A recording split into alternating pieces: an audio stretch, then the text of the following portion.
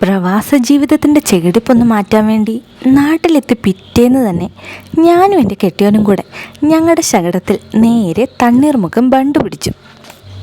ഈ കാറ്റും ചെറിയ തണുപ്പും ഒക്കെ കൊണ്ട് ബൈക്കിലിങ്ങനെ ചേർന്നിരുന്ന് പോകുന്ന സുഖം ഏത് AC കാറിൽ പോയാലും കിട്ടുമെന്ന് എനിക്ക് തോന്നുന്നില്ല. കാറ്റൊക്കെ ആസ്വദിച്ച് ഞാനിങ്ങനെ വന്നപ്പോൾ തന്നെ ചേട്ടനെ ആരോ ഫോൺ വിളിച്ചു കേട്ടോ. ആ ഫീലങ്ങ് കളഞ്ഞ്. എന്നാലും കുഴപ്പമില്ല, വീണ്ടും നമ്മുടെ യാത്ര തുടർന്നു. അങ്ങനെ ബണ്ടിലെത്തിയിട്ട് ഞങ്ങൾ നേരെ ആ ഇരിക്കാനുള്ള ചെയറൊക്കെ ഇട്ടിട്ടില്ലേ, അങ്ങോട്ട് പോയി. അവിടെ ചെന്നിട്ട് കുറേ സമയം വെള്ളമൊക്കെ നോക്കിയിരുന്നു. കാരണം ബണ്ട് കാണാൻ എന്ന് പറഞ്ഞാണല്ലോ നമ്മൾ വീട്ടിൽ നിന്ന് പോകുന്നത്. അതുകൊണ്ട് കുറേ നേരം വെള്ളമൊക്കെ കണ്ടു കഴിഞ്ഞിട്ട് ഞങ്ങളുടെ വന്നതിൻ്റെ ഉദ്ദേശം, അതായത് നമ്മുടെ പ്രധാന ഉദ്ദേശത്തിലേക്ക് കടന്നു. ഐശ്വര്യമായിട്ട് ഷെസ്വാൻ മോമോസിലങ്ങ് തുടങ്ങി. ഒരു രക്ഷയില്ല ഗൈസ്, സാധനം അട്ടർ ഫ്ലോപ്പായിരുന്നു. നമ്മളെപ്പോലെ തന്നെ അബദ്ധം പറ്റി ആരെങ്കിലും അവിടെ ഉണ്ടോ എന്നാണ് നമ്മുടെ ചേട്ടൻ നോക്കുന്നതെന്ന് തോന്നുന്നു.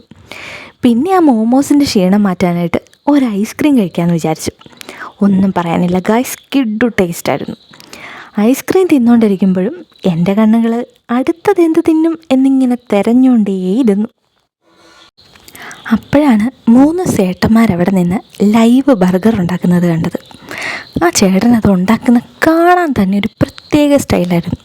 അത് കണ്ടതേ ഞാൻ തീരുമാനിച്ചു അവിടുന്ന് 2 ബർഗർ തിന്നിട്ടേ പോകുന്നുള്ളെന്ന്. അങ്ങനെ ഞങ്ങൾ അവിടുന്ന് 2 ബർഗർ വാങ്ങിച്ചു. പക്ഷേ വീഡിയോ എടുക്കാൻ പറ്റിയില്ല ഗൈസ്, കാരണം അതിനുള്ള ക്ഷമ ഞങ്ങൾക്കില്ലായിരുന്നു. നിങ്ങൾ തന്നെ കണ്ടില്ലേ, ആ ചേട്ടനത് ഉണ്ടാക്കുന്ന കാണുമ്പോൾ തന്നെ ഒരെണ്ണം വാങ്ങിച്ച് തിന്നാൻ ആർക്കാണെങ്കിലും തോന്നും. ഇനിയും എന്നെയും കൊണ്ട് അവിടെ നിൽക്കുന്നത് അത്ര നല്ലതല്ലെന്ന് തോന്നിയത് കൊണ്ടാണെന്ന് തോന്നുന്നു എൻ്റെ കിഡിലോസ്കി കെട്ടിയവൻ എന്നെ അവിടുന്ന് വലിച്ച് വണ്ടിയെ കയറ്റി നേരെ വീട്ടിലോട്ട്. അപ്പോൾ ബാക്കി വിശേഷങ്ങളൊക്കെ പറയാം ഗൈസ്. Bye bye. ഞങ്ങളുടെ വീഡിയോ ഇഷ്ടമായെങ്കിൽ ലൈക്ക് ചെയ്യണം, ഷെയർ ചെയ്യണം, സബ്സ്ക്രൈബ് ചെയ്യണം. അപ്പോൾ ബൈ ബൈ.